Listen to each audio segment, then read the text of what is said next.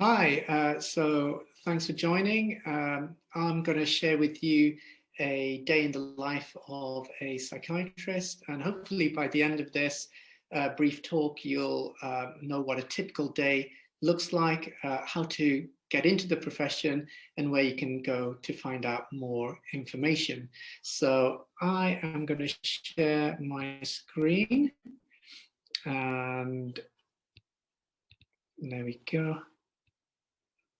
I hope you can see that. So for me, really, this is, of course, personalized to me because a day in the life of other psychiatrists is not going to be the same because there's such a varied number of branches you can go down within this profession, which I will touch on later on.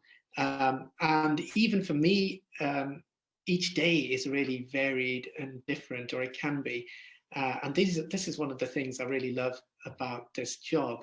So why did I want to become a psychiatrist in the first place? Well, it started off by going through medical school initially. So all psychiatrists have qualified with a medical degree. But early on, as a student, I wasn't entirely sure what branch of medicine I wanted to go into until I had an encounter with, I can only describe it as a global icon and role model to many people. And I had the unbelievable pleasure and privilege of meeting her. So this is me with Mother Teresa. And I'm luckily, is an understatement, but I managed to meet her in Calcutta. I met her in her home. I had tea with her, and I had a nice long chat with her. And she essentially wanted me to pursue a profession where I could alleviate as much suffering as possible. And she taught me to look at the person as a whole. And for me, when I thought about what profession encapsulates that, it was a no-brainer, really. Psychiatry really is a holistic profession. It looks at all aspects of a person, be that biological, psychological, social, physiological, cultural, and so on. So that's what I did, and I've not looked back. And she said to me at that time that, please come and work with me. She gave me a job offer, which I can't believe even now. Unfortunately, she passed away before I finished my medical degree, but I'll never forget the words she said to me. And amongst them, she said that, leadership is not a position, it's what you do. At that time, I was a medical student. Now I'm a medical director. I'm in the position of leadership, and I try and live by those words at every opportunity where I can. So let's talk about now. What does a day in my life look like? Well, first of all, we start off the day with a morning meeting where we discuss admissions, referrals, discharges, any compliments, any complaints, or any major issues. And then we go in and check any important emails. This is me in my office. Of course, with the pandemic, we have moved a lot of things online, and it's not that terrible a thing for me because, as you can see, I've got a beautiful office there. But the majority of the day is taken up with seeing patients face to face, and that is my favorite part of this job. Really talk to people, seeing what you can do to help and making a difference. But unfortunately, due to patient confidentiality, I can't show you any pictures of patients, but what I can show you is me giving a supervision session to my junior doctor. One of the brilliant things with psychiatry is embedded within this profession is this focus on supervision, and typically junior doctors and trainees get 1 hour of supervision every week, which I think really stands it apart from other specialties within medicine. And there's a focus on nurturing and fostering and trying to achieve their potential. So here, we're discussing everything from clinical issues to managerial issues, and even personal issues, and looking at work-life balance and so on. Another part of the day that I really enjoy is going out. So psychiatry is not just about staying in a hospital. You can get out and you can do home visits. And there's nothing better than seeing a patient in their own home, in their own surroundings. You can get such a rich amount of information doing that. And it's a really enjoyable part of the day. And it also helps to break up the day. Now, what happens at the end of the day is equally as important, because spending time with the family, having a good work-life balance is absolutely essential these days, now more than ever.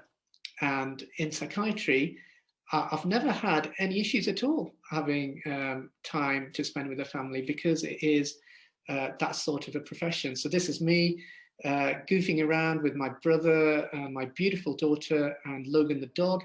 And I get to spend time with my impossibly cute cat, Wilby. This is actually what he does every single time I eat fish, and he stares at me like that until I give him some of my food, which is really annoying. But with a face like that, how can you say no?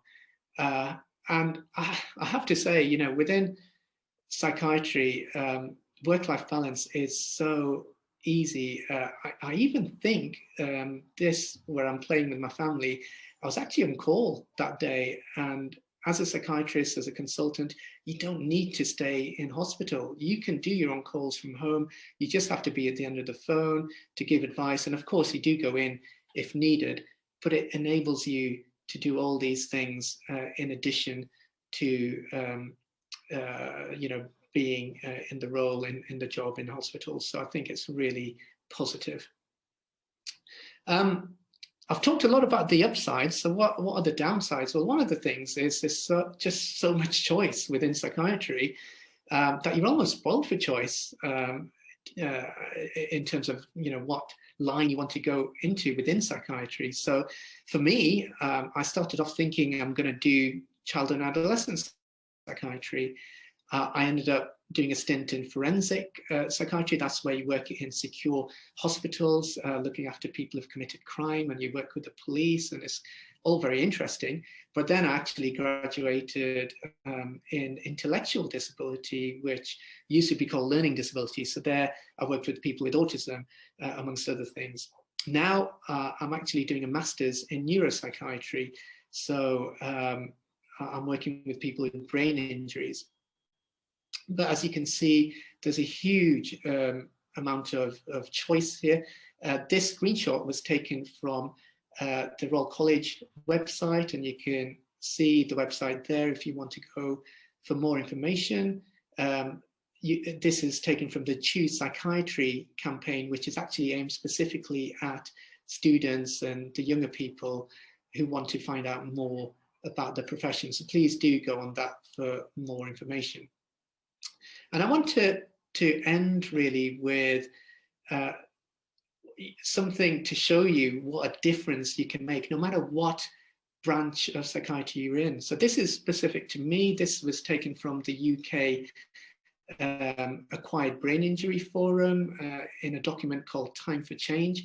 And it gives you a snapshot of what's going on in my field in neuropsychiatry. And I'm not going to talk about the whole thing, but I just wanted to highlight a couple of things. So, nearly 1,000 people with acquired brain injury are being admitted to hospital in the UK every day. That's nearly 1 in every 90 seconds.